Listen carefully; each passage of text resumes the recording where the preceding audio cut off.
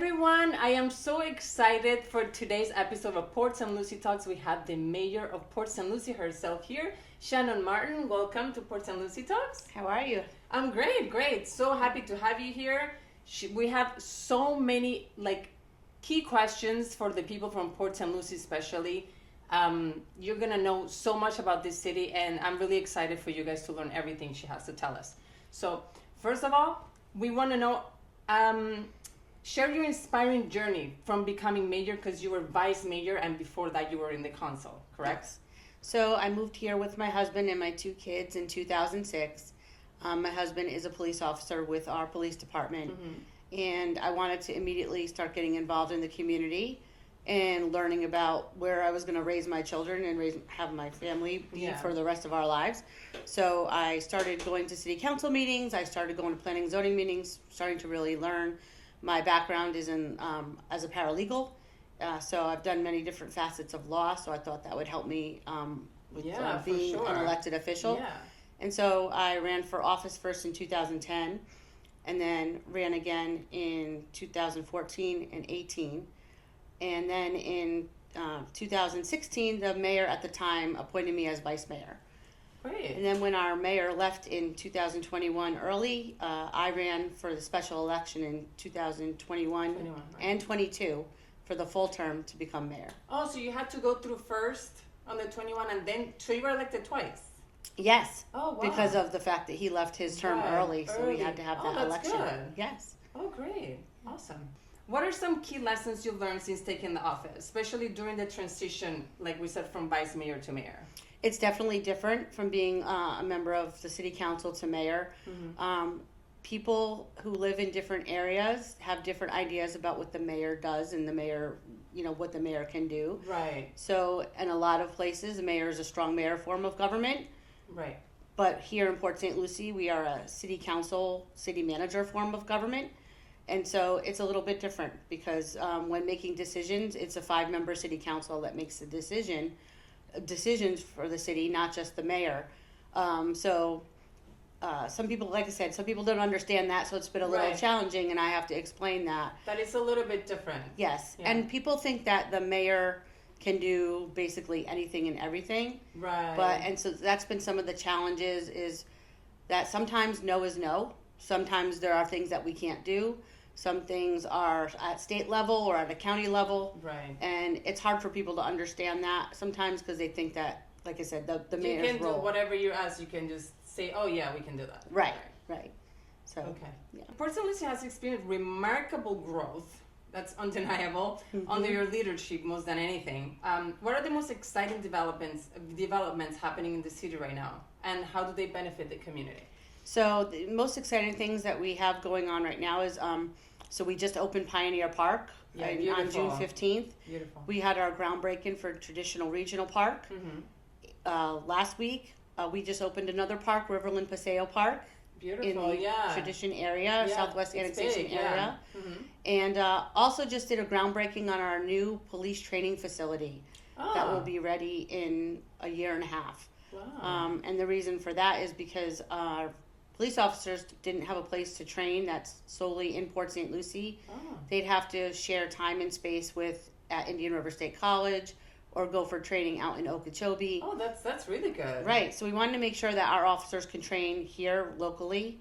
It also saves time for them to not have to go out of the area in order to do the training. That's great. And so we recently broke ground on that. So there's a lot of great things Really going nice. on.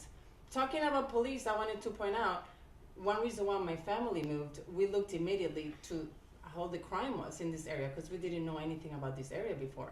Sure. And it's really low. Like, it's considered one of the safest cities in Florida. Yes, we are the safest large city in Florida for populations over 100,000. U.S. News and World Report rated us number 2 in the nation. Wow, and so that's huge. Our biggest priority is to keep Port St. Lucie safe, clean, and beautiful, and keep that going. Right. I mean, it's working. It looks beautiful. Okay. Thanks to your effort, Port St. Lucie has made significant strides in infrastructure. Can you share details about the current projects underway or plan to support the city's growth? You kind of went over it a little bit already, but if there's anything else you want to add to that. Sure. Infrastructure is a big priority as well. The way our city was planned, we weren't planned to be to have infrastructure to handle everything that we have. So we are working on that every single day. We have Port St. Lucie Boulevard South underway. That project is taking longer than expected. It's a DOT-run project. We have Floresta Drive underway. Phase 3 will be underway soon. We have so many projects in the hopper at different stages and leveraging all of our resources for funding, whether it's our local funding, half-cent sales tax. And our long-range plan goes out to 2050 in terms of infrastructure projects. Yeah. So we have There's so a lot many. of land. Absolutely. We have so many going on right now. And then also our developers in the Southwest Annexation area, they're required to put in infrastructure as well as their developments build out. And so we're holding them tight to their obligations. Wow, that's great. That's awesome. Okay, how is the city enhancing public services such as waste management and utilities to meet the needs of the increasing population right now? So that's a great question. So a lot of our plans that we do, our master plans and our long range plans, we look at 10 years to 20 years. For example, we have a revolving 10-year repaving plan, 10-year sidewalk plan. Stormwater plan is a 20-year lookout, and we have projects planned for that. And then when it comes to utilities, we have a 50 to 100-year planning horizon. Wow. Because we have to make sure that our water supply is adequate for our residents, especially since we're growing. So one of the things that we just looked at and decided to start doing early was the design for the expansion to our Glades water treatment plant, because we know that with the growth, we're going to need to make sure that's expanded. Definitely. And so that's another highlight of what we're working on, and recognizing that we need to do this before the 5-year plan that we had originally to put it out. Oh, wow. Okay. Great. Your administration has launched numerous initiatives to engage with residents. Can you highlight some key initiatives that ensure residents' voices are heard in the city planning? Sure. So being transparent, open to the public is something that's very important. I'm very real. I want to make sure citizens have the facts about everything that is going on. And as you can imagine, in a city of almost 250,000 people, it's really hard to get all that information out. Yes. So what we do is every single project that we have, whether it's a small traffic calming project, whether it's a big roadway project, we have public information meetings in order to get the information out. We ask for citizen feedback.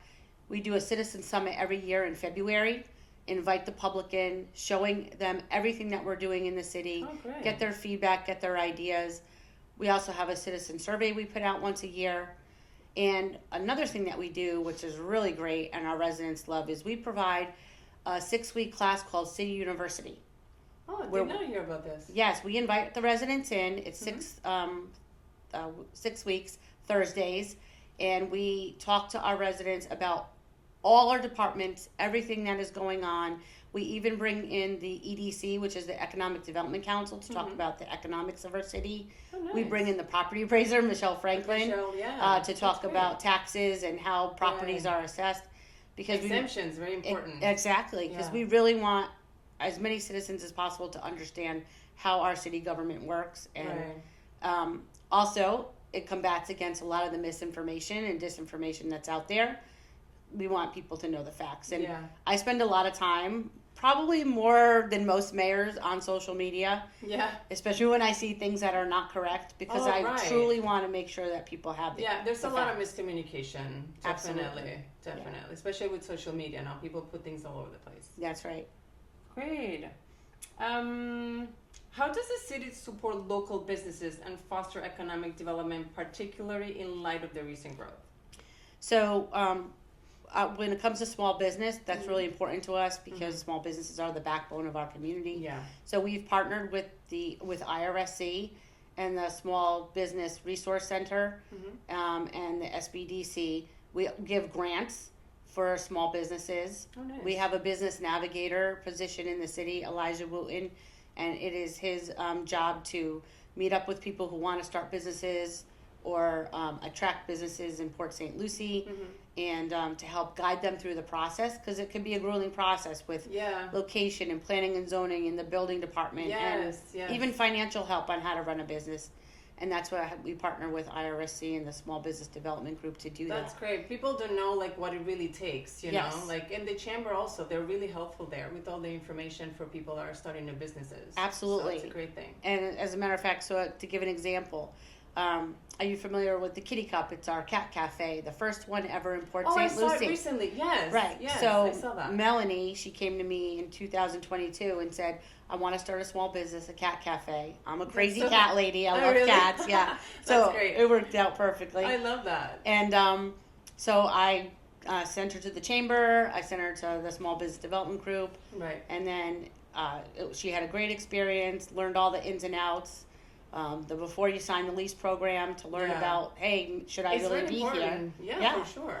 And so today she's open. You know, she's been open for a couple months. I need to go check it out. I don't have a cat, but you know, we can check it out. You can go play with cats there. Yeah, exactly. And get some coffee. I love that. Yeah, it's great. Great, awesome. Okay, what steps is Port St. Lucie taking to improve education and opportunities for young people in the community? So we don't run our school district here. It's a county-run school district, but we partner with our school board, school district, as much as we possibly can. Another way that we do that is by working with the Boys and Girls Club very, very heavily. We have a great partnership with them, allowing the mobile parks, in the mobile van that they have in the parks, and bringing Boys and Girls Clubs to the public. Any opportunities we have to work with the Economic Development Council to partner with the schools. A few years ago, we did a skills gap study to see where our kids needed to be in terms of vocational training. Oh, nice. And we partnered with the school district to make sure that they have put the academies in place for that vocational training. Good. So they know what to really focus on what they need. Actually. Exactly. Yeah. So if they have a marine industries program now in a couple of the schools, and really it's all about partnering together to make our community better. That's great. I love that. Yeah. I love that. Can you share any success stories or upcoming projects related to youth programs in the city? Yes, I'd love to talk to you about our youth council. Yes. So we've been planning our youth council for a few years, and last year was the first year that we got our youth council off the ground.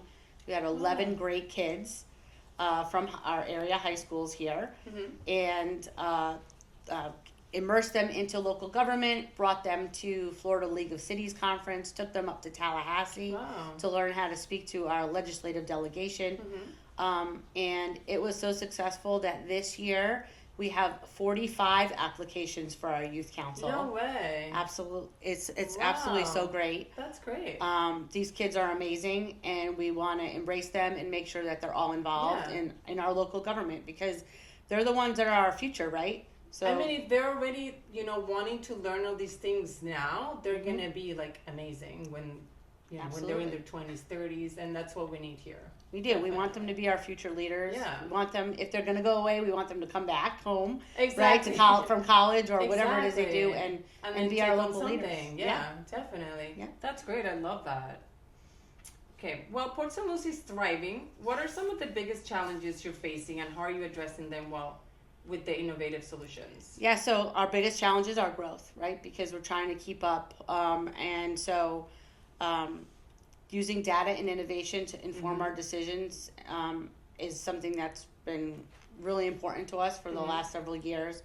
And looking at different innovative ways that we can address problems and deal with them and not really focus on them, but find solutions. So our infrastructure is one of them. How can we move more people throughout the city? So and the way we can do that is if we can't afford to put in fully blow out a road like St. Lucie West and widen it, right. Well, what can we do in the interim, because that's going to be a cost of $71 million, and we don't have $71 million. We could put it in our long-range plan to get money from the state. Right. But what can we do right now?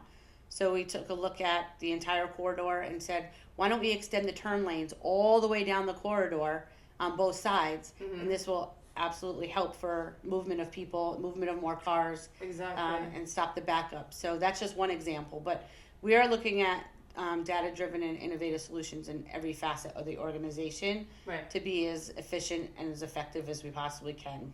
Right. I mean, I think it's pretty controlled. There's some areas, obviously, that are more trafficked, and the Right. ones that have just one lane roads, just because that's how it's always been. Sure. But I mean, I'm sure it's like you said, with all these grants and stuff, it'll get. Yeah. Everything will be under control. Yeah, we're looking at intersections, putting in more turn lanes as well. Yeah, the turn lanes. Whatever we can do to, or roundabouts also. Roundabouts. Where you have four-way stops Mhm. and everyone's stopping and getting backed up. Right. Well, if you put in roundabouts, that'll keep the traffic flowing better. Exactly, to keep it. Oh, that's great. Yep. Yeah, that's a good one too, for sure. Okay, how can residents get more involved in local government and community initiatives? So we have a lot of things that you can do. City University is one of them to get involved. Right. We have boards and committees. We have a budget advisory committee. We have a planning and zoning board. So we have several different types of committees and boards that are all voluntary that citizens can apply for. And then when there's vacancies, I look to appoint the people who have applied to those boards and committees. Our police department has a very robust volunteer program. Our Parks and Rec department has a volunteer program as well. So those are just some of the ways that people It's can good that get people involved. are very involved. Like we were talking, off camera, we're talking about how amazing is Port St. Lucie, that everybody's really involved in all the different departments. Everybody comes together, and that's what makes everything really work. Absolutely. We want everyone involved as possible. Exactly. Right. This was a good one. In 2023, you were selected to participate in the Bloomberg Harvard City Leadership Initiative. That's great. Congratulations for that. Thank you. How was this experience? It was wonderful. It was an honor to be selected with 40 or 39 other mayors from all over the world. Great. Was brought to New York City to the Bloomberg building. Bloomberg Harvard paid for all of it, all the expenses. And just to learn from Harvard professors about critical thinking, different ways to address problems, look at problems, how to collaborate with others in different ways in order to solve problems, whether it be from other mayors or other agencies, or other people in the community, how to go out and address people and bring people in that might be negative or might not want to participate, how to meet people where they are. And then going back to the data-driven decision making, how to not just collect data, but how to effectively use the data that you receive in order to make decisions. And it was just so amazing. Definitely helped with leadership, made me start thinking a little bit differently, especially with the fact that our city is growing and we're no longer the small little city, we're the sixth largest. Yeah. And and what's been great about that is it's a year-long process, and as a result, we have more opportunities now because once you're in with them as a member city or a member organization, you get a lot of opportunities, whether it be for grants or more training or more leadership. I actually was able to send the city manager and our strategic planning coordinator for this executive level leadership as well. Nice. And it's just been great in helping us figure out innovative projects. We were selected for an innovation track project, and so we're looking now, our team that we built is looking at high performing public spaces where our citizens can go for more parks or more recreation or more nature. So that's one of the things that we're really looking at now. That's great. Yeah. I mean, it gives you so many more ideas that probably you guys didn't know that you could do. Absolutely. So many things. And it helped with strategic planning. There's a process called human-centered design in bringing in people and getting more of our staff involved and focusing on the people. And so we were able to have a coach come in from Harvard, Bloomberg, and they helped us with that. Wow. And then we were able to get a Harvard fellow for 2 years to work at the city. Oh, really? Is he based here? It's a female, actually, and yes, she is here now. Oh, that's nice. She's a landscape architect. Wow, and so what's that's great very about important. Absolutely. So we're talking about all these parks that we're still going to be building. No, yeah, for sure. And she's going to be able to help us with that. And that's great. Yeah, so it's been a wonderful experience, and that's amazing. Looking forward to doing more. I love that. Love that.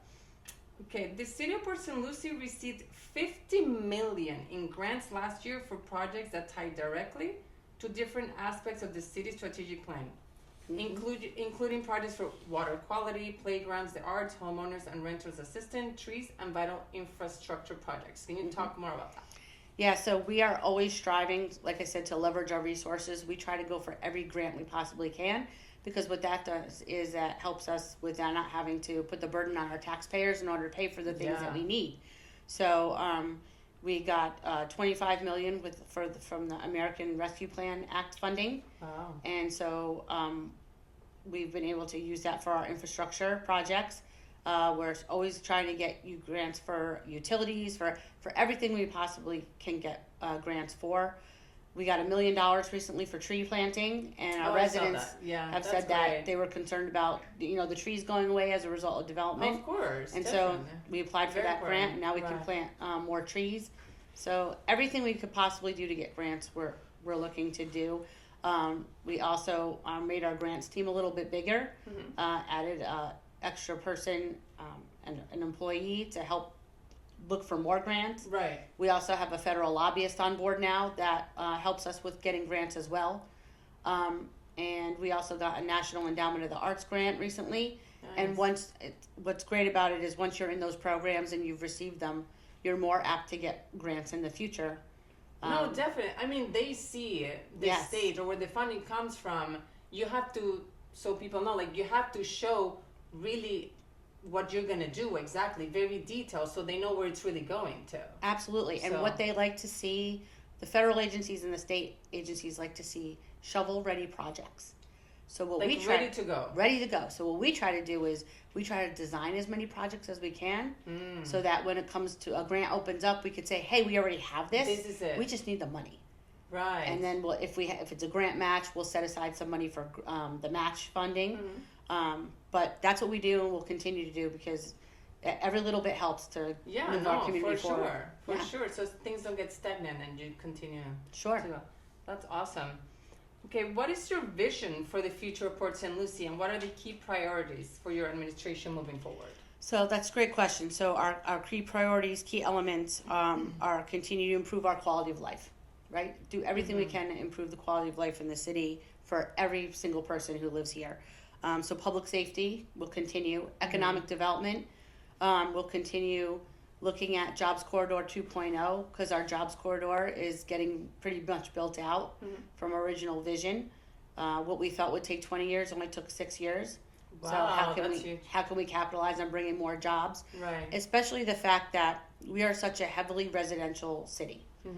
So we have to start flipping the needle a little bit, because we need to have more commercial, more industrial, in order to offset the balance from our residents paying for everything to the commercial or the economic development industries paying for that. Definitely. So infrastructure will continue to be something very important to work on in the future. Smart and connected growth, using technology as much as we possibly can. Yeah, definitely. Especially when it involves making decisions, those data-driven decisions. So those are all things that we are going to continue to work on, and we are the 6th largest. We're going to be the 5th largest very soon because of our population. No, definitely. So that transition to the small town to more of a big city, but we want to keep the small town feel as well. Exactly. And how do we do that is by making sure our quality of life stays the same or better. Or better, than it is exactly. It can always get better. Yes. But yeah, we have it pretty good here in Port St. Lucie, I would say. Yeah. Great. How do you see the city evolving over the next decade, and what are the most critical areas of focus to achieve this vision, you think? The growth is going to continue to be the driver. Thank goodness it's slowed down a little bit, but it's going to continue. And so the infrastructure is definitely the most important. Adding more parks and nature spaces, keeping as much green as we possibly can. And that's why we're embarking on the high-performing public spaces, trying to keep those areas where residents can only have a 10-minute walk or drive to every park or a recreation type area. That's a goal of ours. That's really good. So we want to make sure that although we are growing and building up the jobs corridor and that aspect, we're keeping as much nature element as we possibly can. Accessibility. I feel like everything is pretty accessible in any area. Sure. In Port St. Lucie, I feel like you have everything close by, usually, or a park, a school, Right. A grocery store, shops. Yeah. I feel like everything is pretty located. What motivates you each day in your role as mayor, and what do you find most rewarding about serving the community? So I love serving the citizens. The most rewarding thing is going out and having conversations where the residents are and talking to them about all the different things. We've had some pretty spectacular partnerships as well. We've had our development community build homes for veterans and their Gold Star families. There's nothing more rewarding than donating a piece of land to a Gold Star family. Right, definitely. And then having the community come together to build that home and then present it to that family. Wow. So we've done that a few times here in the city, and when I look back and think about, and I get emotional thinking about it. I see your face. Being able to help a family like that is something that's really heartfelt to me and super rewarding to be able to do. But I love serving, and as long as our residents will have me, I'm going to continue to do it. Yeah, we're going to keep you here as long as we can. I'll tell you that. Awesome. Thank you. Amazing. So, can you share a memorable experience or a particularly proud moment from your time in office? Yeah. So aside from this, I'm a champion of our parks too. I have kind of 3 Ps, right? So, because it's all about public safety, which goes to infrastructure. So, police department, public works, parks, and rec. Being able to present Pioneer Park to our city, to our residents, was something that most recently was the most rewarding to me, because that park was developed doing a lot of research, getting a lot of resident feedback, going out and doing field trips to different places to see the different types of parks. Right. Keeping in mind what our residents had said in our survey of what they want their parks to look like. Right. And then having that vision come to reality and come to life, and being able to say, hey, this is what we did based on what you said you wanted. What you wanted. So some things it like that. It came out beautiful. Everybody loved it. It was packed since it opened, like all the time. We went and we had a great time. It's really beautiful. And next to Botanical Garden, that area is gorgeous. It is. Already. So what I would like to see, one of the things I'd like to see us known for in the future is Port St. Lucie has the best parks. World-class facilities that we can provide to our residents. And we really set the bar high with Pioneer, and now going forward, we're going to make sure that all of our future parks meet that very high standard for our residents. Beautiful. I love that. Well, great. Guys, I mean, it couldn't have been better. You heard it from the mayor herself, Shannon Martin. And thank you for everything. We loved having you and knowing all the great things that are still to come for Port St. Lucie, the growth, but there's the balance. Everything is, moving at the same time. So it's not just growth and leaving everything else behind. So that's right. Thank you for coming, and we'll see you guys next in the next Port St. Lucie Talks episode. Thank you for having me. Thank you.